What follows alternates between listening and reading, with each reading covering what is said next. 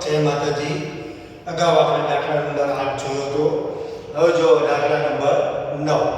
પહેલા રકમ જોજો વ્યવસ્થિત કે ભાઈ મુકેશ, ધવલ અને વિનોદ એક પેઢીના ભાગીદારો છે। તેઓની મૂડીનું પ્રમાણ 4:2:3 છે। મુકેશને નફામાંથી ઓછામાં ઓછો ₹35,000 નફો મળશે એવી ખાતરી ધવલ અને વિનોદે આપી છે। પેઢીના વર્ષનો નફો ₹90,000 થયો હોય તો દરેક ભાગીદારો વચ્ચે નફાની વહેંચણી કેવી રીતે કરશે? હવે જો મિત્રો, તમને ત્રણ ભાગીદારો આપેલા છે, મુકેશ, ધવલ અને વિનોદ। હવે અહીંયા એક ટીક માર્ક કરજો કે ભાઈ મૂડીનું પ્રમાણ આપેલું છે, નફાનું પ્રમાણ આપેલું નથી। મિત્રો ખાસ જોજો, નફા નુકસાનનું પ્રમાણ આપેલું નથી। કયું આપેલું છે? મૂડીનું પ્રમાણ। આપણે જોઈએ કે ભાઈ પ્રમાણ આપેલું છે, આપણે વહેંચી દઈએ કે ભાઈ એટલા ભાગીદાર છે, કે ભાઈ ભાગીદાર મુકેશ, ધવલ અને વિનોદ, તેને વચ્ચે આપણે 4:2:3 મુજબ આપણે નફો વહેંચી દઈએ। જો આ રીતે કરીએ તો આપણો દાખલો આવ ખોટો પડે। એટલા માટે જે રકમ છે એ રકમ બે વખત જો વાંચો, પહેલા સમજો, પછી તમે દાખલો ગણવાની શરૂઆત કરો। હવે જો અહીંયા ₹35,000 નફો મળશે એવી ધવલ અને વિનોદે ખાતરી આપી। પેઢીનો નફો કેટલો છે મિત્રો? ₹90,000। તો પહેલા જો કે આપણા ભાગીદારો કેટલા છે? તો ભાગીદાર 3 છે। કયા તો ભાઈ મુકેશ, ધવલ અને વિનોદ, આ ત્રણ ભાગીદારો છે।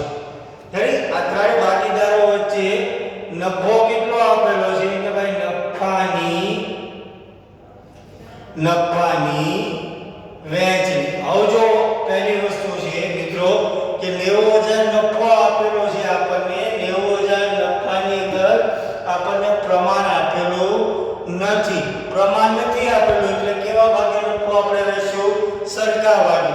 તો સરખા ભાગે વહેંચો એટલે કેટલા આવશે? 30,000 અને 30,000। ત્રણે ત્રણના ભાગે નફો આવી ગયો 30,000 અને 30,000। હવે આપણને શું કીધું છે? મુકેશને નફામાંથી ઓછામાં ઓછા ₹35,000 મળશે। પાઈ નફાની વહેંચણી કર્યા ત્યારે કેટલા મળ્યા? તો કે ભાઈ 30,000। તો ઓછા કેટલા મળે છે અને નફામાંથી? તો કે ભાઈ ₹5,000 ઓછા મળે છે। હવે જે નફામાંથી ઓછા ₹5,000 મળ્યા, એ ₹5,000 ની ખાતરી કોણે આપેલી છે? કે ભાઈ ધવલ અને વિનોદે ખાતરી આપેલી। હવે ધવલ અને વિનોદ છે એનું પ્રમાણ કયું છે? કે ભાઈ વિનોદ અને ધવલનું પ્રમાણ છે 1:1। તો આજે 5,000 પીટા એ આપણે કોની પાસેથી લઈશું? તો કે ધવલ અને વિનોદ પાસેથી। પણ કેવા પ્રમાણની અંદર? તો કે સરખા પ્રમાણની અંદર। તો વિનોદ છે, સોરી, પહેલો છે આપણો ધવલ। તો ધવલના ભાગે નફો કે ભાઈ 5,000 ગુણ્યા 1/2 છે એટલે નફામાંથી કેટલો ભાગ થશે? 2500। બીજો છે કે ભાઈ વિનોદ, તો વિનોદની અંદર કેટલા ભાગ થશે? કે ભાઈ 5,000 ગુણ્યા 1/2 છે એટલે કેટલા બંને આપવા પડશે? 2500 છે એ કોને આપવા પડશે? કે ભાઈ મુકેશને આપવા પડશે। તો અહીં આપણે લખશું કે ભાઈ 5,000 પ્લસ માઈનસ આને કેટલા મળશે? કે ભાઈ 2500। અહીંયા પણ કેટલા આવશે? 2500, કારણ કે એને ખાતરી આપેલી હતી મુકેશને ઓછામાં ઓછા કેટલા મળશે?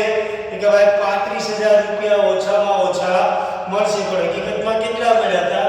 30,000। તો 5,000 જે તૂટતા હતા એ બંને ભાગીદારો પોતાના નફા નુકસાનના પ્રમાણની અંદર લાવશે। પરંતુ નફા નુકસાનનું પ્રમાણ કેવું છે?